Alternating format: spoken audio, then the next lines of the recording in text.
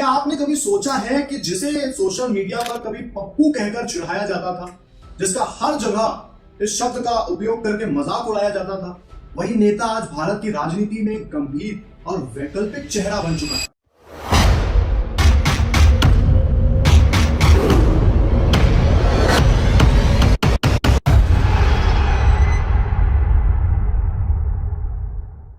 आखिर कैसे की उसने इस छवि की गणना, क्या बदला, कैसे बदला, कौन सी रणनीतियां अपनाई गई, इन सभी बातों पर आज हम चर्चा करेंगे। आज हम बात करेंगे राहुल गांधी की इमेज रीबिल्डिंग की पूरी यात्रा पर। नैरेटिव बिल्डिंग से लेकर चुनावी रणनीति तक मैं कुछ भी छोड़ने वाला नहीं।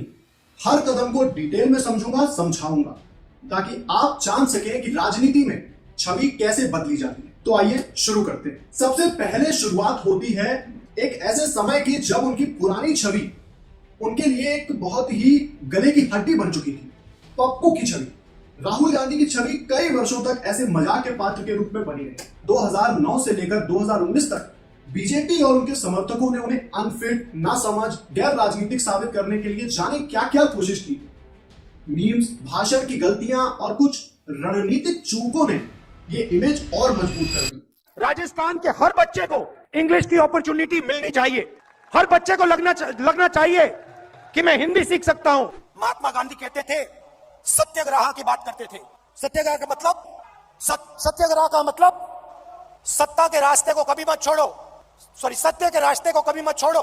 1 लाख रुपया हर महीना कटाकट कटाकट कटाकट। ये सफर इतना कठिन था कि इसे बदल पाना बेहद नामुमकिन लगता है। लेकिन ध्यान देने वाली बात यह है कि इस पप्पू टैग को नकारने की बजाय राहुल गांधी ने एक लंबा खेल चुना, विचार, धैर्य और ग्राउंड कनेक्शन का। धीरे धीरे रणनीति बना करके उन्होंने इस छवि को बदलना स्टार्ट किया। इमेज सुधारने की शुरुआत होती है नैरेटिव तोड़ने की रणनीति से। इस नैरेटिव तोड़ने की रणनीति को भी उनके साथियों ने बखूबी इस्तेमाल किया। अब बात करते हैं राहुल गांधी ने सबसे पहले आखिर ऐसा क्या किया कि उनकी छवि पूरी तरह बदलने। उन्होंने अपने खुद के नैरेटिव गढ़ना शुरू किया।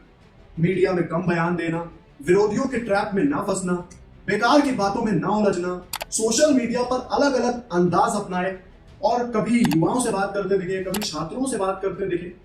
अब पप्पू कहने वाले थकने लगे और राहुल की शांत छवि धीरे धीरे संवेदनशील नेता की बनती है।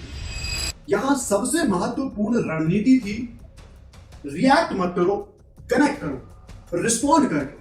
जहां बाकी नेता बयान पर बयान दे रहे थे, वहीं राहुल गांधी जमीन पर, जमीनी मुद्दों पर युवाओं, किसानों और मजदूरों से जुड़ने लगे। धीरे धीरे उनका यह जुड़ाव इतना बढ़ गया कि अब जनता भी उन्हें सीरियसली लेने लगी। फिर एक बहुत बड़ा मोड़ आया, भारत जोड़ो यात्रा।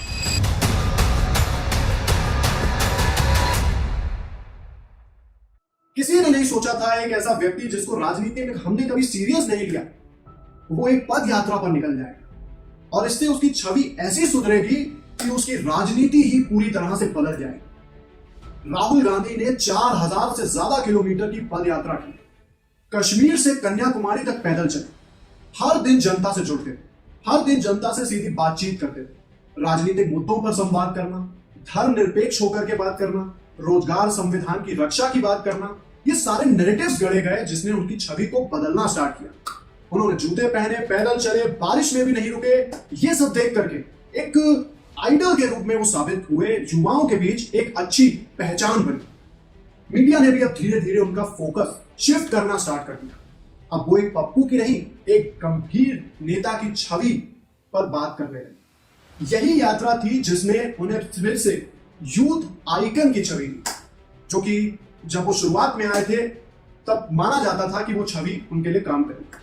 सोशल मीडिया पर नई रणनीतियां, emotional plus authentic plus minimal content, जो कि ऑटोमेटेड या मैनेज नहीं रखता है, जो कि भावनात्मक रूप से तैयार होता है और पूरी तरह से इस छवि को बदलने के लिए जिम्मेदार है। पहले उनके अकाउंट्स भी मैनेज रखते थे, ऐसा लगता था कि उन्हें कोई हैंडल कर रहा है। लेकिन अब जो ऑथेंटिसिटी का लेवल बढ़ा है, फैक्ट बेस्ड वीडियोस, स्पष्ट बयान और सीमित लेकिन तीखे ट्वीट्स के आधार पर यात्रा हो, भावनात्मक पल हो, यात्रा के बिहाइंड द सीन्स कंटेंट का इस्तेमाल किया जाना हो, ये सब कुछ इमोशनल स्टोरी टेलिंग है, जिसका इस्तेमाल करके राहुल गांधी ने कनेक्ट करने वाले नेता की छवि बना ली। अब वो सिर्फ भाषण नहीं देते, संवेदना के साथ राजनीति करते हैं।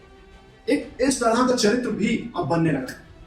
तो ये सब जो रणनीतियों का इस्तेमाल किया गया है, वो विपक्षी हमलों को जिस तरीके से उन्होंने ह्यूमर और साइलेंस का संतुलन बना करके साधा है, उससे उनकी छवि में बहुत ज्यादा परिवर्तन अब महसूस होने लगा। जहां वो पहले हर आरोप पर सीधा जवाब देते थे, तो वहीं अब उन्होंने दो शस्त्रों का इस्तेमाल करना शुरू कर दिया है। पहला तो है साइलेंस। कई बार विरोधियों को जवाब ना देना, उन्हें इग्नोर करना भी एक जवाब होता है, तो इसका इस्तेमाल राहुल गांधी करते दिखते हैं। और दूसरा ह्यूमर।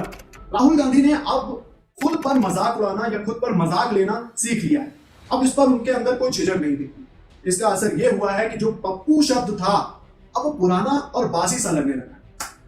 अब पूरी तरह से एक नई छवि के रूप में राहुल गांधी सबके सामने दिखते हैं। जब आप खुद को हल्के में लेने लगते हैं ना, तब लोग आपको गंभीरता से लेने लगते हैं। और एक नया चेहरा, एक नया रूप जो राहुल गांधी का सबके सामने निखर कर आया है, वो तो काबिले तारीफ है। तो आपको क्या लगता है, राहुल 2.0 समझदार, रणनीतिक और संयमी नेता के रूप में उभर कर आ रहे हैं? अगर लगता है और ये बदलाव सिर्फ बाहरी नहीं अंदरूनी भी लगता है, तो आप हमें कमेंट करके जरूर बताइए। और ऐसी ही पॉलिटिकल रणनीतियों और किस्सों के लिए जुड़े रहिए पॉलिटिकल ज्ञान के साथ। आपके राजनीतिक सफर में आपका साथी पॉलिटिकल ज्ञान।